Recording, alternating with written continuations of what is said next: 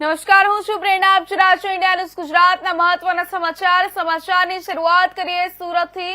તો સુરત શહેરના unique hospital નજીક આવેલા રામજીભાઈ મૂર્તિવાળા પાસે એક અતિ દુઃખદ ઘટના સામે આવી છે.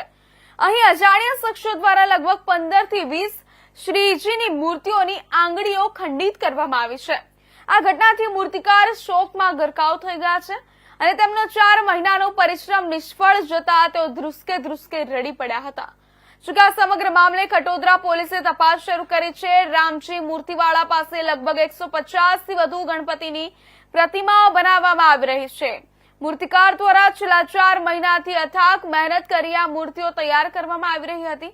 જોકે આરોપ છે કે અજાણ્યા લોકોએ આ 15 થી 20 પ્રતિમાઓની આંગળીઓ ખંડિત કરી નાખી હતી. આ કૃત્ય પાછળ કોનો હાથ છે તે હજુ સુધી જાણી શકાયું નથી.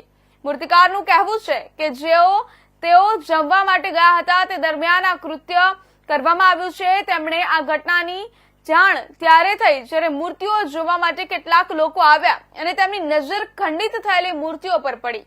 આ જોતા જ મૂર્તિકાર ભાંગી પડ્યા અને રડતા પોતાનો આક્રોશ વ્યક્ત કર્યો હતો. સૌથી મહત્વની વાત એ છે કે જેટલી પણ પ્રતિમાઓ છે તેમાંથી માત્ર શ્રીજીની પ્રતિમાઓની જ આંગળીઓ ખંડિત કરવામાં આવી છે. અન્ય કોઈ જગ્યાએ પ્રતિમાને નુકસાન પહોંચાડવામાં આવ્યું નથી. આ સમગ્ર મામલાની જાણ થતાં જ ખટોદરા પોલીસ દ્વારા તાત્કાલિક તપાસ હાથ ધરવામાં આવી છે. ખટોદરા પોલીસ મથકના ઇન્સ્પેક્ટર BR રબારીએ જણાવ્યું હતું કે અમને જાણ થતાં જ પોલીસ તાત્કાલિક ઘટનાસ્થળે પહોંચી હતી. હાલ અમે કેટલી મૂર્તિઓ ખંડિત થઈ છે અને કઈ રીતે ખંડિત થઈ છે તેની તપાસ કરી રહ્યા છીએ. મૂર્તિકારની પણ પૂછપરછ કરવામાં આવી છે, પરંતુ તેમને આ અંગે કોઈ જાણકારી નથી. આસપાસના સીસીટીવી ફૂટેજ ચકાસવામાં આવી રહ્યા છે અને તપાસ શરૂ છે. 4 થી 5 વાગ્યાના આજુબાજુ રામ અવની દેવીનાથ નામના મૂર્તિકાર છે. પોલીસને જાણ કરી કે પોતાના પંડાલમાં 200 થી 250 મૂર્તિઓ બનાવેલી છે. જે મૂર્તિકાર છે ને માટીની મૂર્તિ બનાવવાનું કામ કરે.